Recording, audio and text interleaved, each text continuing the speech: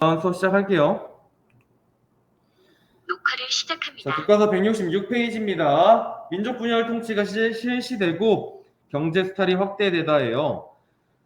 자, 1910년대에는 무단 통치라고 하는 헌병 경찰을 활용한 일제 통치가 벌어졌어요. 자, 그것 때문에 우리 조선의 국민들이, 백성들이 굉장히 많은 피해를 입었고, 농민들이 본인들의 터전을 잃고 해외로 떠난다거나 아니면 화전민이 된다거나 하는 모습들을 많이 보이게 됐습니다. 자, 그러던 중에 1920년대로 가게 되면은 일제가 이러한 통치 방식을 변화하게 돼요. 그거를 이제 문화통치 혹은 민족분열통치라고 하는데, 자, 그렇게 통치의 방식이 변화하게 된 데에는 이유가 있습니다. 그 이유가 바로 3.1운동이에요. 3.1운동. 자, 3.1운동은 여러분 잘 알죠? 1919년 3월 1일에 서울의 탑골공원에서 우리나라 사람들이 다 모여서 대한독립 만세를 외쳤던 사건이에요.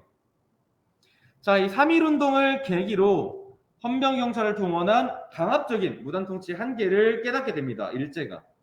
그래서 식민통치 방식을 바꾸게 되는 거예요. 자, 그래서 문화통치라고 불리는 통치를 시작하게 되는데, 자, 그러면 문화통치가 시작하게 된 배경을 물어보게 되면 여러분들은 3.1운동이다라고 얘기를 하면 되겠죠. 그래서 이 3.1운동을 계기로 일제는 문화통치를 시작하게 되었다. 자, 그러면 문화통치의 내용에는 어떤 것들이 있는가? 일단은 첫 번째로 일제는 무관이 아닌 문관도 총독에 임명될 수 있도록 했습니다. 무단통치 시기에는 원래 육군, 해군, 공군 출신의 대장 출신의 군인이 총독이 됐었죠. 하지만 문화통치 당시부터는 문관도 총독에 임명될 수 있도록 바꾸게 됩니다. 이게 내용 첫 번째로 볼 수 있고요. 두 번째 내용으로는 헌병경찰제를 보통경찰제로 바꾸게 돼요. 보통경찰제. 자, 원래 무단통치의 상징이었던 이 헌병경찰을 폐지를 하고 보통경찰이라고 불리는 보통경찰제를 시작하게 되었다. 그래서 그 뒤에 태형제도, 관리, 교원의 제복 착용 등을 폐지를 했습니다. 자, 1910년대에는 무단통치 시기 때는 이 선생님들이 제복을 입고 칼을 차고 다녔어. 지금은 이제 체벌도 아예 없어진 시점에서 보면은 굉장히 공포스럽죠. 이렇게 칼을 차고 다니면서 항상 위협심을 줬는데 이제 그런 모습들을 없애려고 했다는 거예요. 표면적으로. 자, 그 후에 언론, 출판, 집회, 결사의 자유도 일부 허용을 했습니다. 무단통치 시기와 비교해서 봐야 되는데, 자, 무단통치 시기 때는 이제 아예 억압을 해서 이런 권리를 빼앗았다고 했었죠. 하지만 1920년대 문화통치 때는 일부 허용을 하면서 조선일보와 동아일보가 발간이 되었어요. 이러한 자유들을 일부 허용했다.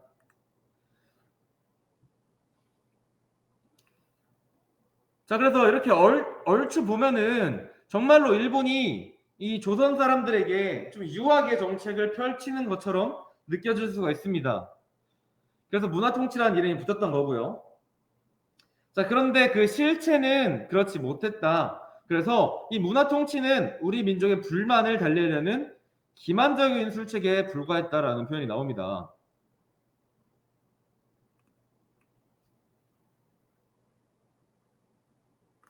기만적인 술책에 불과했다. 그러니까 이 일제가 문화통치를 표방을 하면서 이런 정책들을 시행을 해서 우리 일본이 조선 너네한테 굉장히 유하게 다스려 줄게 라고 하는 듯 하지만 그 실상은 달랐다는 거죠. 그래서 실상이 어떻게 달랐느냐?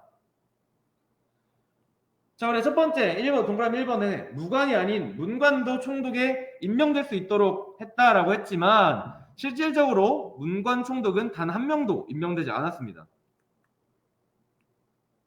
이거는 동그라미 1번과 관련된 내용이겠죠. 그리고 헌병경찰제를 폐지를 해서 보통경찰제로 바꿨다고 했는데, 자, 이러면은 억압적인 모습이 줄어들었다라고 라고 이제 착각할 수가 있어요. 하지만 실질적으로는 오히려 경찰제도를 확대했다. 오히려 경찰제도를 확대해서 경찰의 관서와 인원, 비용 등이 훨씬 더 증가하게 됩니다. 그러니까 그 명칭만 헌병경찰에서 보통경찰로 바꿨지 실질적으로 조선 사람들을 억압하기 위해서 경찰의 수를 늘리고 경찰서의 개수를 늘리는 모습을 보였다는 거예요. 그래서 이러한 정책의 일환으로 일제는 1군 1경찰서와 1면 1주재소 체제를 확립했다. 그러니까 이 면이라고 불리는 그래도 좀 비교적 작은 지역 지방의 단위조차도 주재소라는 기구를 설치를 해서 그 지역의 주민들을 통제하려고 했다는 겁니다. 그리고 고등경찰제를 실시하였다. 그리고 3번에 동그라미 3번에는 언론 출판, 집회, 결사의 자유도 일부 허용했다고 했지만 신문 발행을 허용했지만 검열을 통해서 기사를 삭제하는 경우가 많았어요. 검열을 했다. 검열. 그러니까 신문 발행을 허락해 줬다고 해도 우리 민족적인 내용이 담겨져 있으면 그 해당된 내용을 다 삭제를 해버리는. 그러니까 신문이 뽑아서 나왔는데 보면은 이렇게 막 빈칸이 뚫려 있고 백지가 뽑혀 있고 그래요. 이게 일제가 기사를 검열하는 겁니다. 그리고 신문을 압수하고 정관하기도 했다. 우리 검열이 된 거는 해당 내용은 교과서 왼쪽에 1번에 보면 나와 있죠. 일제 검열로 기사가 삭제된 신문 이렇게 해서 나와 있는데 보면은 신문이 이렇게 텅텅 비어 있어요. 원래 기사가 들어가 있어야 될 곳에 텅텅 비어 있죠. 이런 것들로 봐서 일제가 표면적으로만 허용을 해주고 실질적으로는 이런 것들을 다 검열을 하면서 민족적인 의견을 모을 수 없도록 했다, 막았다라는 거고요. 거기에 더해서 치안유지법이라는 법을 제정을 합니다. 치안유지법.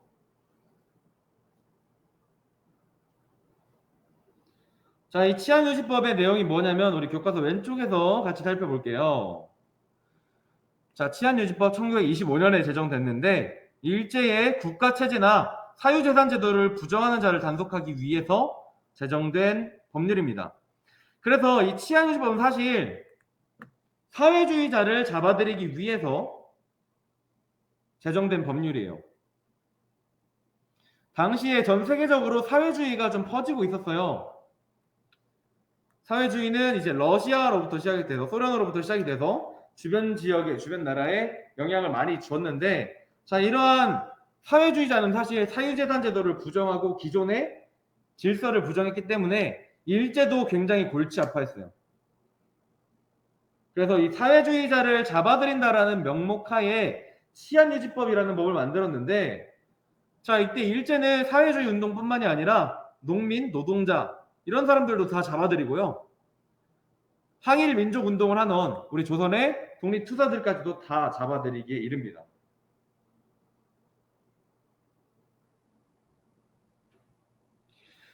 그래서 결과론적으로 봤을 때 이 1920년대 일제가 했던 통치는 조선인들을 좀 더 편하게 해주고 풀어주는 게 아니라 이 명목상으로만 바꿨을 뿐이지 실질적으로는 더욱더 억압하고 이런 치안유지법 같은 법을 활용해서 잡아들이고 민족운동을 탄압하는 모습을 볼 수가 있어요.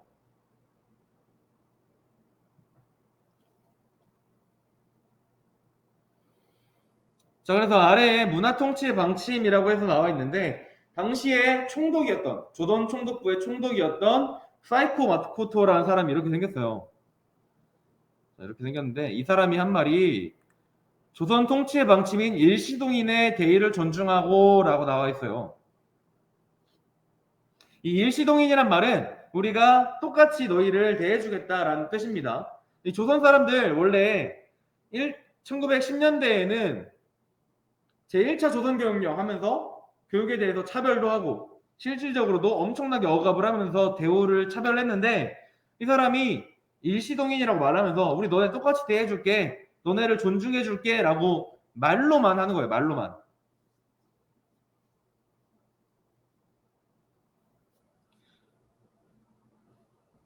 속된 말로 입 벌구라고 하죠. 입만 벌리면 구라야. 이거는 진짜 얘네가 진짜로 우리를 존중해준 게 아니라 그냥 본인들의 이러한 정책을 표방만 하고 실질적으로는 더 억압하는 모습을 보였던 겁니다. 이게 1920년대 일제가 실시했던 문화통치의 실상이고요. 자, 그러면 그 다음 페이지에 넘어가면 어떤 내용이 나오냐. 자, 민족분열 정책이라고 하는 정책이 실시가 됩니다. 민족분열 정책. 민족분열 정책이 실시가 되는데, 자, 1920년대에는 일제가 이렇게 겉으로 풀어주는 척을 하면서 또 속으로는 이 조선인들 사이에 분열을 일으키게 됩니다. 그래서 어떤 식으로 분열을 일으키냐면, 자, 일제는 한국인이 정치에 참여할 수 있다고 선전을 하면서 지방제도를 개편을 해요. 한국인이 정치에 참여할 수 있다고 선전했어. 그래서 부면협의회나 도평의회 같은 기구를 설치를 합니다.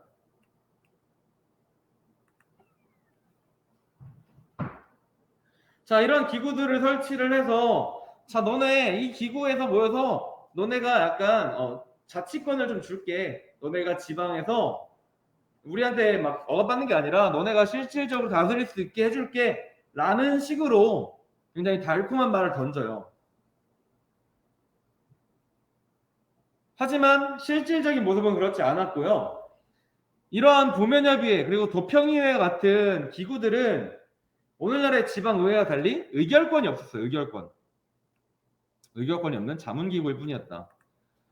자, 의결권이 없는 자문기구일 뿐이었다라고 하는 건 뭐냐면, 자, 의결권이라는 것은 어떠한 사항에 대해서 정할 수 있는 권리입니다. 그러니까 부면협의회 같으면 해당 면에서 일어나는 일들을 정할 수 있는 권리가 있어야 되는데 그런 권리는 하나도 없었어요. 그러니까 표면적으로만 존재했던 거야. 실질적으로 지방을 다스릴 수 있는 권한은 없었고, 이 부면협의회 그리고 도평의회는 일제가 이런 일제가 이제 통치를 할 때 거기에 자문을 해주는 역할을 했어요. 거기에 도움을 주는 역할을 수행했다는 거죠. 그래서 이러한 도평의회 그리고 부면협의회는 일본인이나 친일 인사들로 구성이 되게 됩니다. 도평협의회 그리고 부면협의회의 높은 자리에 일본인이나 친일파를 올려놓은 거예요. 자, 그러다 보면은 좋은 의도를 가진 사람들이 이 부면협의회 그리고 도평회에 들어가서 힘을 못 쓰겠죠. 자, 그런 식으로 민족의 분열을 이렇게 부추긴 거예요, 일본이. 또한 일제는 이런 지방자치제의 개편뿐만이 아니라 한국인에 대한 교육의 기회를 확대해 주겠다고 얘기를 합니다. 자, 그러면서 실시한 게 바로 이게 바로 제2차 조선교육령이에요.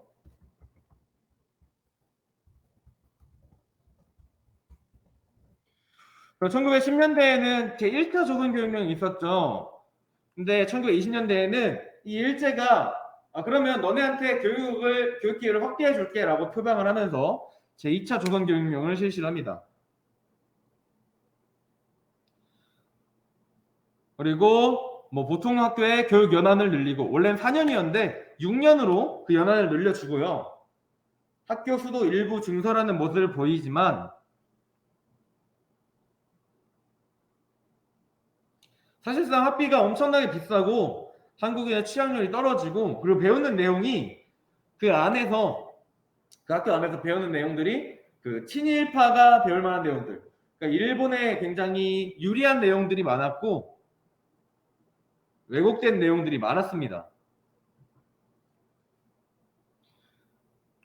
그래서 그러한 내용들을 가르치면서 이제 일제는 우리 너네한테 지방자치제도 해줬고 학교도 많이 만들어줬잖아.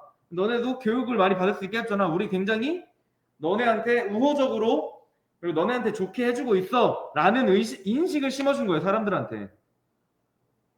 원래 그 이전에 1910년대에는 교사도 막 칼차고 다니고 헌병들이 막 지나가면서 자기들 마음대로 사람들 잡아가고 이러다가 1920년대에 이르러서 그런 것들을 멈추고 표면적으로 잘해주는 모습들을 보이게 되니까 이게 조선의 한국의 일부 지식인들이 혼동이 오기 시작합니다. 뭐가 맞는 건지.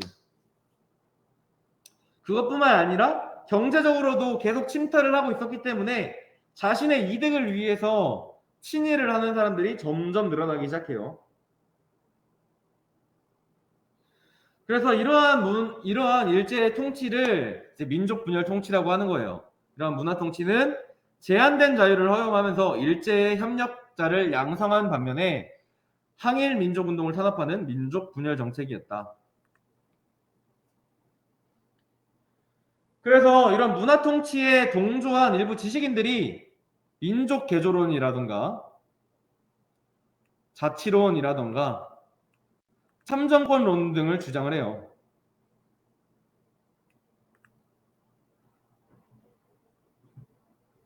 자, 이것들은 뭐냐면, 자, 민족개조론, 자치론, 참정권론, 이게 다 원래 우리가 독립운동을 하면은 일제를 몰아내고 우리 민족이 주권을 잡아야 된다라는 게 기본적인 상식이죠.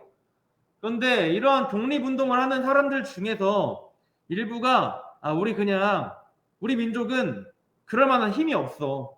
그냥 얘 보니까 일본 애들도 옛날처럼 억압적으로 안 하니까 일제 치하 속에서 자치를 하자. 일본이 통치하는 거 그중에서 우리가 참정권을 얻어서 우리가 그냥 거기에 정치에 참여를 하자. 이런 식으로 얘기를 하게 되는 거예요. 왜 이 사람들을 친일파라고 하는지 알겠죠?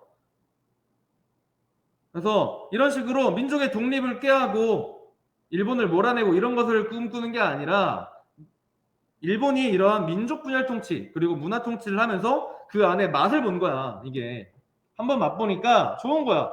그리고 일제가 얘네한테 굉장히 잘해주거든. 자기들 말 잘 들으니까 돈도 엄청나게 많이 뿌리고 그런 사회적 지위 이런 것들 엄청 높게 올려요. 자, 그러다 보니까 이런 친일파들에 의해서 민족개조론, 자치론, 참정권론 같은 주장들이 나오게 되고 민족운동이 분열되기 시작합니다. 그래서 후에 우리가 한참 뒤에 배울 내용이지만 그래서 이때 당시에 임시정부, 대한민국 임시정부도 굉장히 힘든 시간들을 보내고요.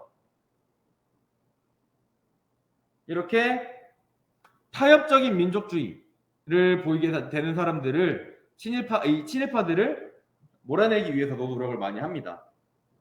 그래서 이런 사람들을 쌤이 아까 언뜻 얘기했지만 이런 사람들을 타협적 민족주의자라고도 많이 해요. 타협적 민족주의자.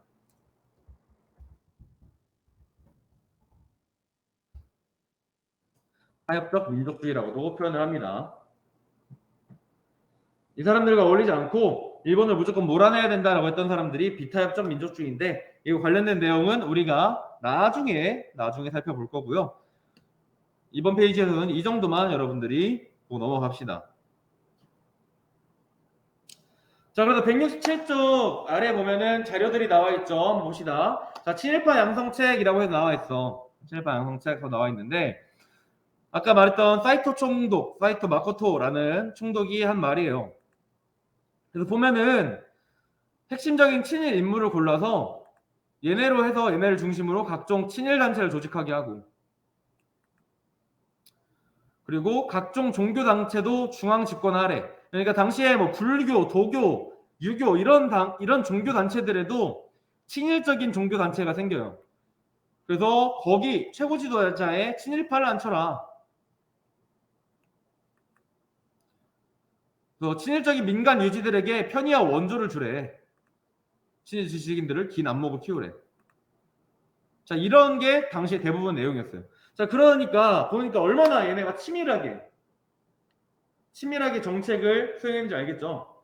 자, 이런 식으로 친일파를 양성을 하고 또 그러다 보면은 그 친일파를 비판하는 사람들이랑 싸우게 되고 이런 식으로 민족 분열을 만든 겁니다. 뭉쳐야 산다라는 말이 있죠. 자, 그것과 반대로 이 일본은 조선인들을 뭉치지 못하게 만들어 버린 거예요. 그래서 이런 것들이 굉장히 당시에 있었던 비극이라고 볼 수가 있죠. 자, 그 아래 자료 2번 경찰 제도를 보면 경찰 제도가 강화되었대. 우리가 1910년대에는 헌병경찰, 1920년대에는 보통경찰이라고 했지만 실질적으로는 이랬다는 거예요. 경찰 기관, 경찰 인원, 경찰 비용만 보더라도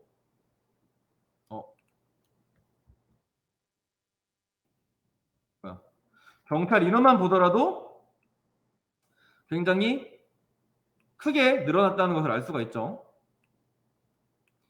1918년대, 그러니까 1919년도에 있었던 3.1운동 이후에 굉장히 크게 증가했다는 것을 알 수가 있습니다. 그래서 보통경찰제를 실시했다고 하는 것은 이 조선인들에 대한 자유를 일부 준 게 아니라 실질적으로는 굉장히 더 크게 억압을 하고 있었다. 자료 3번에는 치안유지법과 관련해서 한국인들이 굉장히 많이 구속됐다는 것을 보여주고 있죠. 일제는 사회주의자를 잡아들인다는 명분 하에 민족운동가들, 노동자들, 농민들을 다 잡아들였습니다. 그런 당시의 문화통치의 모습을 수치상으로 보여주는 게 자료 2번과 자료 3번의 통계이고요. 자, 다음 페이지로 넘어가면은 당시에 일제가 산업적으로 어떻게 또 침탈을 실시를 했는지 1920년대에는 어떠한 정책을 실시했는지 나와 있어요. 보면은 산미증식 계획을 실시를 했대. 자, 당시에 일본의 상황이 어땠냐면, 자, 일본은 당시에 공업화가 이루어졌어요. 1차 세계대전을 계기로 일본이 공업화가 이루어지는데, 자, 공업화가 이루어지니까 인구가 도시로 몰려. 자, 그렇게 되면 농촌에 쌀을 재배할 만한 인원이 줄어들게 되죠. 자, 그러니까 인구는 도시로 뭉치게 되면서 도시 인구는 증가해서 쌀의 수요가 늘어나는데 그만큼 생산량이 따라지지 못하는 거야. 자, 일본에서 그러니까 쌀을 충분히 수확하지 못해요. 재배하지 못해. 그러니까 모자란 쌀을 일본이 한국에서, 이 조선에서 수입을 하게 됩니다. 자, 그러면서 실시했던 게 바로 산미증식 계획인데, 말 그대로 이 쌀을 더 많이 생산하는 계획을 짜게 돼요. 산미증식 계획의 내용으로는 뭐 다수학 품종으로 벼 종자를 개량한다거나 농토를 개간하고 밭을 논으로 바꾼다거나 저수지나 제방을 만들기 위해 수리조업을 조직한다거나 이런 것들이 있지만 이런 내용보다 중요한 건 그 결과입니다. 결과. 산미증식 계획의 결과.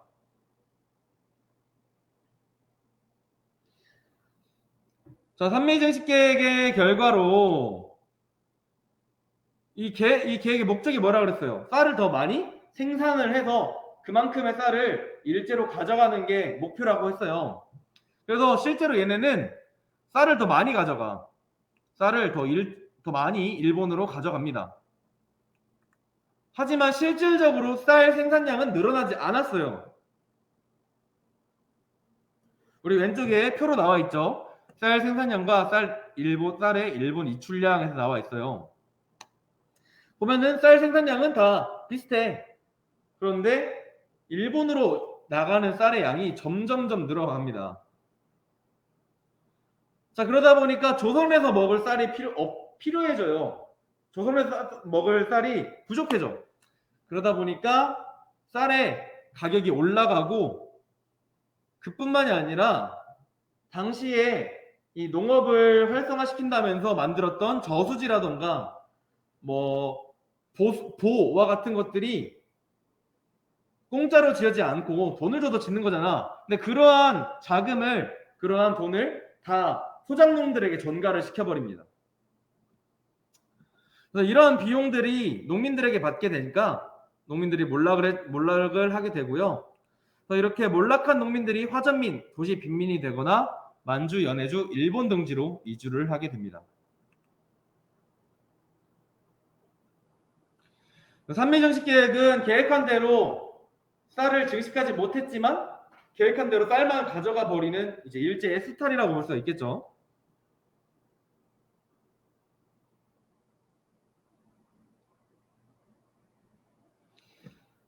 자, 그리고 당시에 똑같은 시대적 배경이에요. 자, 1차 세계대전 이후에 일본이 공업 제품이 굉장히 많이 만들어져요.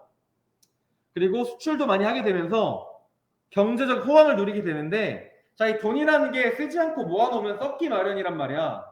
자, 그래서 일제는 이렇게 모아놓은 돈을 한국에 투자를 해서 그 돈으로 또 돈놀이를 하려고 그런 일본 기업을 한국에 진출을 시키고 난 후에 더욱더 자금을 많이 벌어들이기 위해서 법령을 개정을 합니다. 그게 바로 회사의 설립을 허가제에서 신고제로 바꾼 거예요.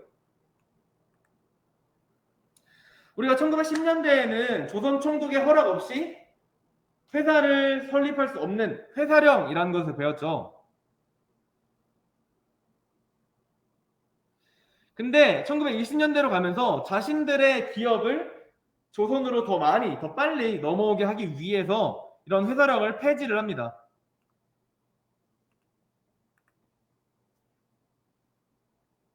회사령을 폐지합니다.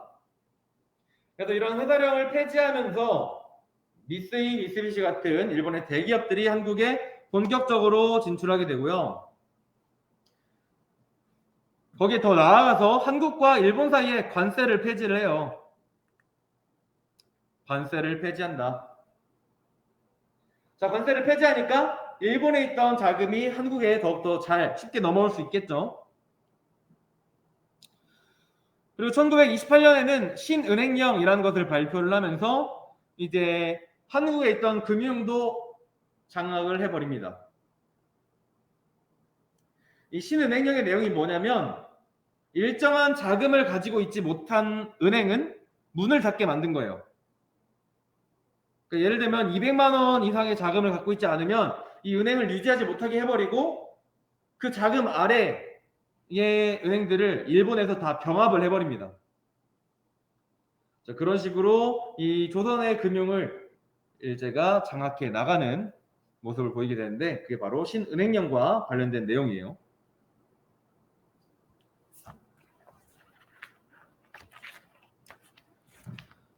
자, 그래서 1920년대에는 이제 문화통치라고 불렸던 통치를 일제가 하면서 이런 모습들을 보여주고 실질적으로는 우리 민족을 더욱더 분열하게 하고 더 지배력을 강화하려는 모습을 보였다.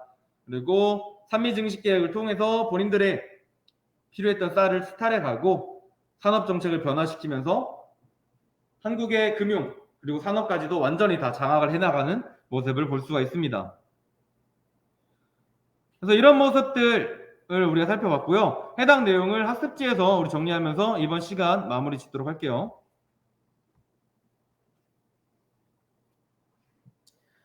자, 61차시 펴보면은 자, 1910년대 일제는 헌병경찰 제도를 바탕으로 강압적인 무단통치를 실시했죠. 이전 차시 진단평가 1번에 헌병경찰을 적으면 되겠습니다.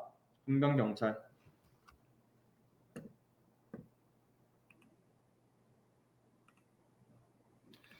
자, 그리고 2번 일제가 1910년대 식민지 지배의 경제적 기반을 확보하기 위해서 실시한 사업은요. 토지조사 사업이었죠. 이 토지조사 사업에서 소장농들의 경작권을 인정해주지 않았고 그리고 조선의 여러 토지들 동양척식 주식회사와 조선총독부가 가져가게 됩니다. 자, 개념 정리, 문화통치를 표방했대. 그래서 그 배경은 3.1운동이었고요. 그 결과로 여러 가지 정책들이 실시가 되었는데 이 괄호 1번에 들어갈 정책은 보통경찰제죠. 보통경찰제 실시. 하지만 실질적으로는 경찰의 관서와 경찰관의 수가 증가했고 보통경찰제가 실시되었다. 자, 그 아래 빈칸 2번 보면은 민족분열 정책으로 문화통치의 목적, 지방자치제 실시, 교육기회 확대 이런 게 있고요. 자, 이런 것들에 대한 결과로 친일파가 양성이 되었죠. 친일파 양성.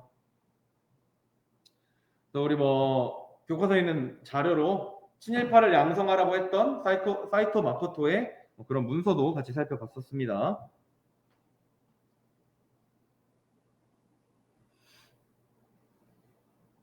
그리고 빈칸 3번에는 산미증식계획을 실시합니다. 산미증식계획. 일본의 공업화로 쌀 수요가 급증하니까 해당 필요하는 쌀을 본인들이 가져가기 위해서 산미증식계획을 실시합니다.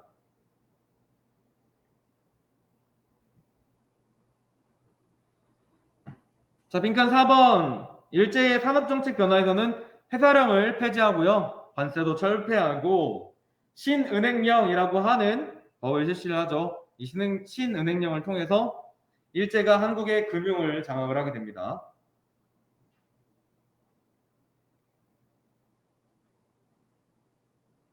일제가 한국의 금융 분야를 장악하게 되는 결과를 낳게 됐죠.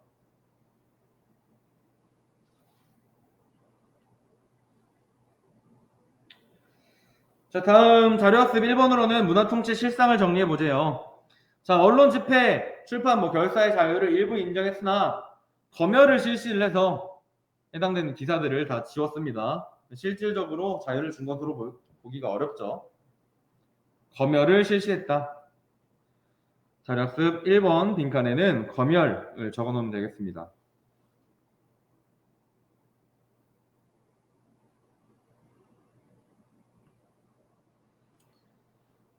자, 2번 산미정식 계획의 실시의 배경과 결과를 정리해보세요.